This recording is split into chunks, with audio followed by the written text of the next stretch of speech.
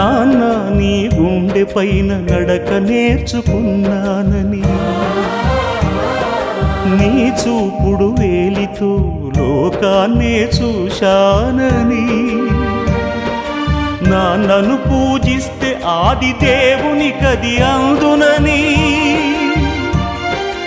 అమ్మకు బ్రహ్మకు మధ్యన నాన్నే ఒక నిచ్చెనని తెలియనైతి తండ్రి,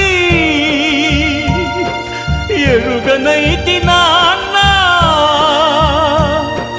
నాన్నంటే నడిచే దేవాలయమని మరచితిని, ఆత్మజ్యోతి చేతుల ఆపివేసుకుంటిని. మరచిపోయి కూడా నన్ను మన్నించొద్దమ్మా,